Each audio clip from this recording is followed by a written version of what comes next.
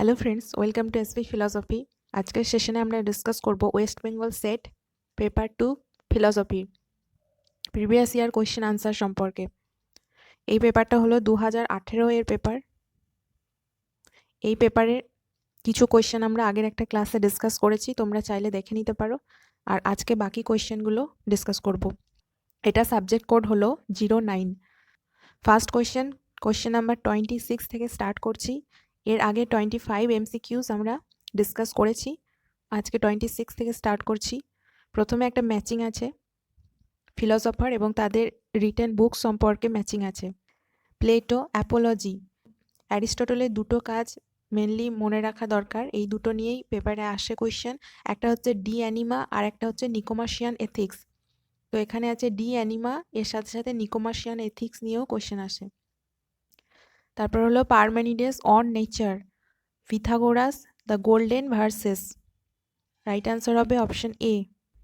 Question number 27. The highest degree of certainty can be obtained in case of intuitive knowledge is the view of. Intuitive knowledge এর ক্ষেত্রে highest degree of certainty থাকে। Intuition দিয়ে আমরা যে জ্ঞান পাই, ইনটিউশনের দ্বারা বা ইনটিউশনাল নলেজগুলোর নিশ্চয়তাটা সবথেকে হাই থাকে, সবথেকে বেশি পরিমাণে নিশ্চিত হয় সেই জ্ঞানটা। কে বলেছেন? Descartes, Spinoza, Leibniz, Locke. Right answer option D, Locke বলেছেন। Next, assertion and reason. Assertion reason কোয়েশ্চেনগুলো সলভ করার ক্ষেত্রে এখানে অ্যাসারশন এবং রিজনের মধ্যে কি লিঙ্কেজ আছে সেটা দেখা দরকার, এবং অ্যাসারশনে যেটা থাকবে সেই স্টেটমেন্টটাকে কেন এবং কিভাবে, হোয়াই অ্যান্ড হাউ দিয়ে যদি কোয়েশ্চেন করো এবং তার আনসারটা যদি রিজনে দেওয়া থাকে মনে হয়, তাহলে পরে তাদের মধ্যে লিঙ্কেজ থাকবে, তখন আনসার এ হবে। যদি লিঙ্কেজ না থাকে তাহলে আনসারটা বি হবে বা বাকিগুলো হতে পারে।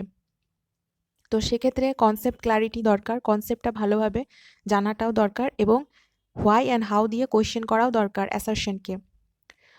এখানে অ্যাসারশনে বলা হয়েছে a deductive argument is formally valid. একটা ডিডাকটিভ আর্গুমেন্ট ফর্মালি ভ্যালিড হয়, এটা ট্রু হবে। এখানে ঠিকই আছে, ডিডাকটিভ আর্গুমেন্ট ফর্মালি ভ্যালিডই হয়। একটা ডিডাকটিভ আর্গুমেন্ট ফর্মালি ভ্যালিড হয় তার কারণ কি? রিজন হলো a deductive argument is empirically and materially sound. অর্থাৎ একটা ডিডাকটিভ আর্গুমেন্ট বা অবরোহ যুক্তিটা বাস্তব বিষয়ের উপর নির্ভর করে, বাস্তব ক্ষেত্রে আমাদের এক্সপিরিয়েন্সের উপর নির্ভর করে, ওইটাই বলতে চাওয়া হচ্ছে। পেপারে কিছু কিছু কোয়েশ্চেন এমন থাকে যেগুলোর এক্স্যাক্ট বেঙ্গলি মিনিং করা যায় না, যেগুলোকে একটা মোটামুটিভাবে অর্থটা বুঝে আনসার করতে হয়। তো সেগুলো তোমরা একটু বুঝে নেওয়ার চেষ্টা করো। বাকি যতটা পসিবল আমি মিনিংটা বলার চেষ্টা করছি। ডিডাকটিভ লজিক মেনলি ফর্মাল হয়, যেখানে কিছু ফর্মাল রুলসকে অ্যাপ্লাই করে সেটার ভ্যালিডিটি নির্ণয় করা হয়, সেটা ভ্যালিড না ইনভ্যালিড বলা হয়।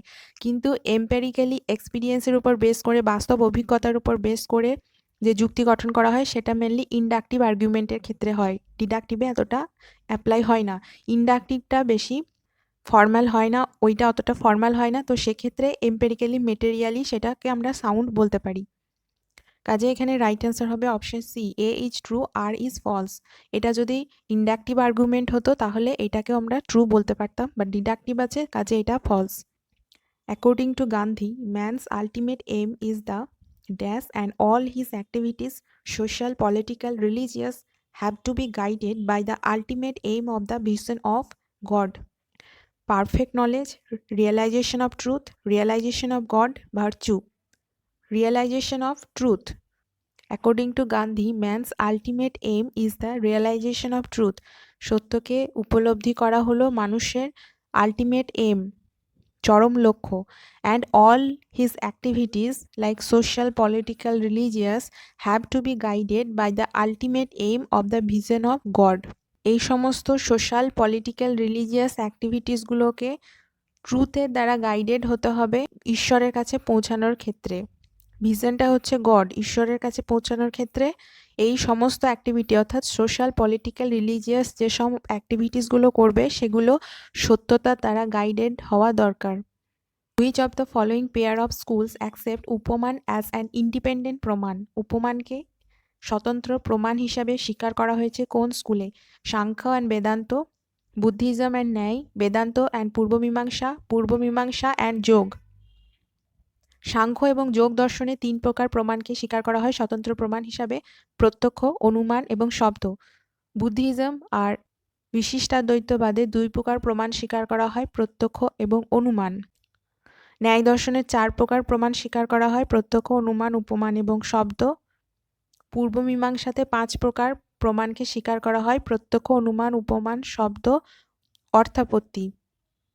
আর বাকি বেদান্ত এবং উত্তর মীমাংসা, বেদান্ত বা উত্তর মীমাংসা, কুমারিলের যে মীমাংসা আছে সেখানে 6 প্রকার প্রমাণকে স্বীকার করা হয়েছে। অর্থাপত্তির সাথে এক্সট্রা অনুপলব্ধি প্রমাণকেও স্বীকার করা হয়েছে। কাজে এখানে যেহেতু সাংখ্য আছে তাই এই অপশনটা হবে না। সাংখ্যতে 3 প্রকার প্রমাণ স্বীকার করা হয়, বুদ্ধিজমও হবে না। অপশন ডিতে যোগ আছে তাই এটাও হবে না। অপশন সি হবে রাইট অ্যান্সার, বেদান্ত এবং Purva Mimamsa. Theoretic consciousness is theoretic reason because it is conceived apart from its expressions. It is theoretic also because it has just a believed content and not a meant content. তাত্ত্বিক চেতনা হলো থিওরিটিক, তাত্ত্বিক, তত্ত্বগত। তার কারণ হলো এটার expression ছাড়া, এটাকে অভিব্যক্ত না করেই চিন্তা করা হয় এটার বিষয়ে। অ্যান্ড এটা হলো বিশ্বাসের বিষয়, believed content, not a meant content. এখানে both A and R true, দুটোই এখানে সত্য, according to K C Bhattacharya, Krishnachandra ভট্টাচার্যের মত। Identify which of the following alternatives is not appropriate for the deductive logic. Deductive লজিকের জন্য কোন অল্টারনেটিভটা অ্যাপ্রোপ্রিয়েট নয় বলা হয়েছে। Option A, in deductive argument the conclusion overlaps the premise. Deductive আর্গুমেন্টে কনক্লিউশনটা প্রেমিসকে ছাপিয়ে যায়, ওভারল্যাপ করে যায়।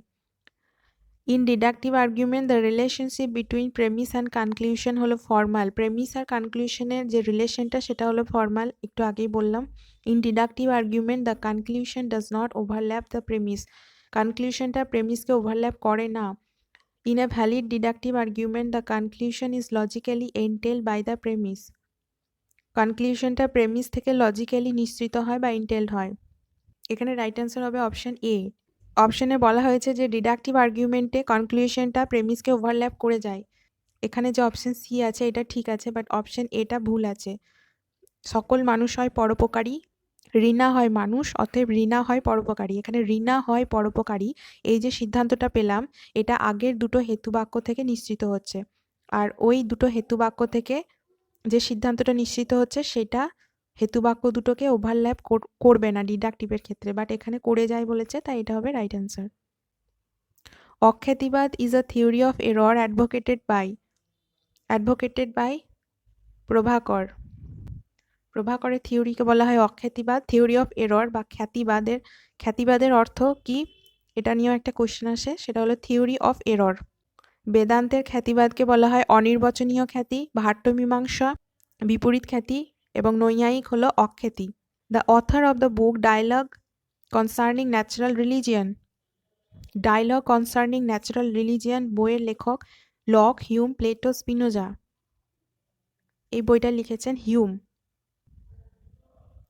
Man is free to choose according to Sartre. মানুষ সব কিছুকে চুজ করে নেওয়া, নির্বাচন করে নেওয়ার ক্ষেত্রে স্বাধীন। তার কারণ হলো to choose not to choose is to choose not to choose. অর্থাৎ মানুষ যতক্ষণ না কোনো কিছু চুজ না করছে ততক্ষণ সে চুজ করে যেতে পারে। সাত্রে একজন এক্সিস্টেন্সিয়ালিস্ট, অস্তিবাদী দার্শনিক এবং মানুষের ফ্রিডমকে ইম্পর্টেন্স দিয়েছেন। মানুষ তার নিজের যে বিং বা সত্তাকে নিজেরাই তৈরি করে নিতে পারে। আজ সে টিচার, এটা হচ্ছে তার বিং। কিছুদিন পর হয়তো সে আর্টিস্ট হবে, বা তারও কিছুদিন পরে হয়তো সে ডক্টর হবে। সে তার বিংকে নিজেই তৈরি করে নিতে পারে। এটা চুজ করে সে কি হবে, তার সত্তাটা কি হবে সেটা চুজ করার স্বাধীনতা তার আছে। এখানে দুটোই ট্রু হবে, A is true and R is true. যতক্ষণ না সে চুজ করছে ততক্ষণ পর্যন্ত সে চুজ করে যেতে পারে, সেটা তার স্বাধীনতা আছে। Integration in the philosophy of Shri Aurobindo means. Shri অরবিন্দের ফিলসফিতে ইন্টিগ্রেশন বলতে কি বোঝায়? Enlargement, ascent through descent, expansion, compassion. Ascent through descent, প্রথমে ডিসেন্ট হয় বা ইনভলিউশন হয়, তারপরে সেটা যখন উপরে উঠতে থাকে তখন যেটা হয় এভিলিউশন বা অ্যাসেন্ট হয়। প্রথমে ইনভলিউশন হয়, তারপরে এভিলিউশন হয়, বা প্রথমে ডিসেন্ট হয়, তারপরে ডিসেন্টের মাধ্যমে অ্যাসেন্ট হয়। The problem of being and the problem of human existence is explained through the concept of design by মানুষের অস্তিত্বের যে সমস্যা এবং বিং বা সত্তার যে সমস্যা সেটাকে এক্সপ্লেন করা হয়েছে ডিজাইনের মাধ্যমে। তো এই ডিজাইনের কনসেপ্টকে দিয়েছেন সাত্রে, হাইডেগার্ড, মার্শাল আর হুসার্ল। রাইট অ্যান্সার হবে হাইডেগার্ড। অহিংসা is not merely a dash merely a negative virtue of non-killing and non-injury but a positive virtue of doing good to the others. অহিংসা শুধুমাত্র নেগেটিভ ভার্চু নয়, কিসের? নন কিলিং, নন ইনজিউরির, but a positive virtue of doing good for others. অন্যের কল্যাণ করার দিক থেকে এটা হলো একটা পজিটিভ ভার্চু অহিংসাটা। আবার নন কিলিং, নন ইনজিউরির দিক থেকে এটা হলো নেগেটিভ। যেহেতু নন কথাটা বলা হয়েছে তাই এটা হলো negative virtue non killing, non ইনজিউরির দিক থেকে। Nayavada is a theory related to, নয়বাদ থিওরি কোনটার সাথে রিলেটেড? অপশনের মধ্যে error, judgement, matter, knowledge of thing. নয়বাদ জৈন দর্শনের আংশিক জ্ঞানকে বলা হয় নয়, কারণ তাদের মধ্যে কোনো বস্তুর সমস্ত দিকটা আমরা জানতে পারি না।